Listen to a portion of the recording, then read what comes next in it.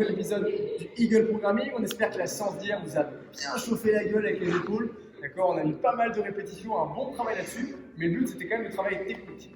Pour aujourd'hui, on va se concentrer du coup sur autre chose. On a un échauffement, vous allez avoir 6 tours à faire. On va avoir 5 gear squats, donc c'est tout simple. Je me mets en position de squat, je déroule mon squat, je descends, petite pompe, je ramène et je remonte. D'accord, et j'enchaîne ça 5 fois pour échauffer haut et bas du corps en même temps. Une fois que j'ai fait ça, je vais avoir 10 bumper snatch. Donc, si vous avez une kettlebell, une haltère, vous faites avec ça. Si vous prenez un disque, je pars du sol, je vais accélérer au niveau des hanches. Ça pivote, ça touche le plafond et ça pivote aux hanches à la montée comme à la descente. Attention à pas. D'accord, faire un truc comme ça, on va tout faire avec ses bras. Utilisez vraiment le fait de pousser dans le sol avec les jambes. Et ensuite, on termine avec 15 secondes au low. Vous connaissez cette position. Bras tendus, jambes tendues, je décolle mes épaules, ça serre mes abdos, je décolle mes pointes de pied, je serre les fessiers, je maintiens cette position 15 secondes. Si jamais je sens que ça cambre et que ça décolle un petit peu, j'ai mal, pas de souci, je fléchis un peu, d'accord. Si jamais c'est encore trop dur, je fléchis vraiment les genoux et je serre mes abdos pendant 15 secondes. On va faire ça 6 fois, c'est parti. La mobility, on va commencer avec l'asticot, on enroule la colonne, on pose les mains au sol, jambes tendues. Ici, on vient marcher, on garde les jambes tendues, on va venir effectuer une push-up. Et une fois qu'on a fait ça, on va venir ramener les orteils vers les mains en essayant de garder toujours jambes tendues. Étirer la chaîne poste, dérouler colonne. Et on fait 5 passages en asticot. Une fois qu'on a fait ça, floor to sky, on va continuer de réveiller la chaîne postérieure. Jambes tendues, on vient toucher sol et se grandir vers le plafond. Floor to sky, floor to sky. Ça peut durer très longtemps. Une fois qu'on a fait ça, les poignets, on arrive au sol. On va venir bouger les poignets dans tous les sens, dos de la main, paume de main.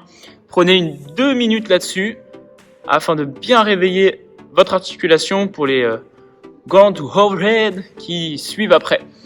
Une fois qu'on a bougé les poignets dans tous les sens, cat and dog, dos rond, dos creux, genoux sous les hanches, mains sous les épaules. On va venir creuser, regarder vers le plafond, étirer ses abdos. Et à l'inverse, on va venir arrondir le dos, regarder vers le nombril. On va venir maintenir 5 secondes chaque posture et effectuer ça 5 fois. Ok, on peut attaquer sur la première partie, donc la partie wood. On va avoir un travail de sprint, d'accord. Vous avez des fenêtres de 3 minutes et vous en avez 5. J'ai 5 fois 3 minutes. À chaque fois, j'ai 3 minutes pour faire 10 bobards, donc burpees over the bar, de profil, de 3 quarts, de face, de dos, ce que vous voulez. Je m'allonge, poitrine au sol, je fais mon burpees et je saute les 2 pieds joints par-dessus ma barre, mes haltères, mon haltère, ma kettle, ce que vous avez à la maison. 10 répétitions là-dessus, ensuite j'enchaîne sur 15 ground to overhead. Donc c'est tout simple, la charge est au sol, il faut qu'elle aille jusqu'au plafond. Vous avez 2 possibilités qui sont les plus simples. Soit je fais du clean and jerk, donc la barre est au sol, vous l'amenez aux épaules puis au plafond, donc là en strict press, en push press, en push jerk, ça c'est votre mayonnaise. Ou alors vous pouvez faire en snatch, prise large, en un seul mouvement, je l'emmène au plafond, que ce soit power snatch, que ce soit snatch.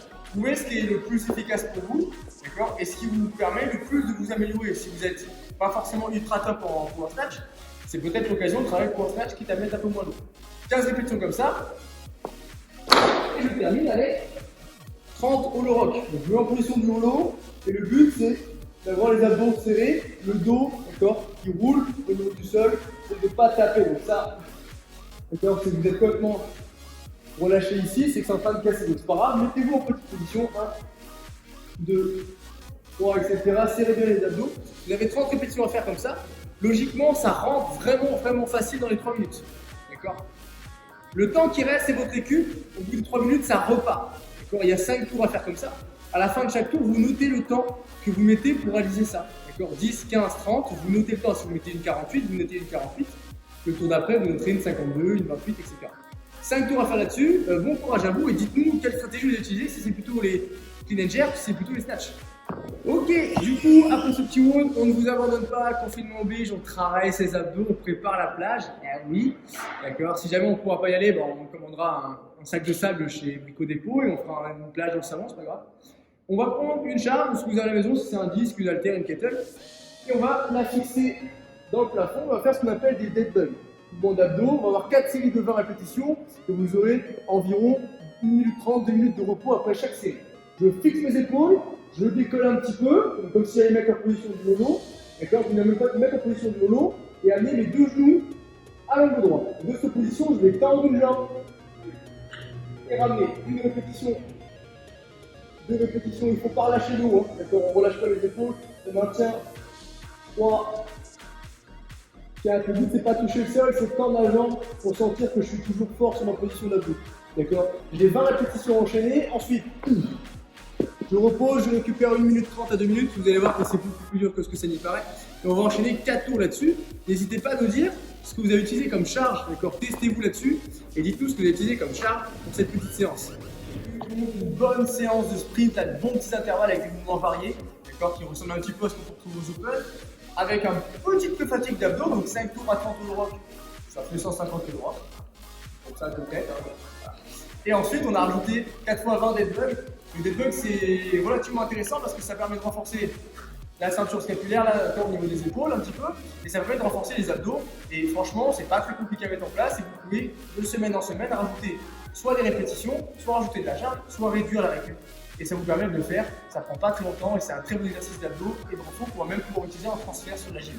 On vous souhaite bon courage, n'hésitez pas à nous taguer sur Instagram, vous envoyer vos scores, à faire le tour un peu sur DeFi, de voir un petit peu tous les contenus qu'on vous propose et qu'on vous met en place parce que ça nous fait vraiment plaisir de le faire et on se dit à la prochaine.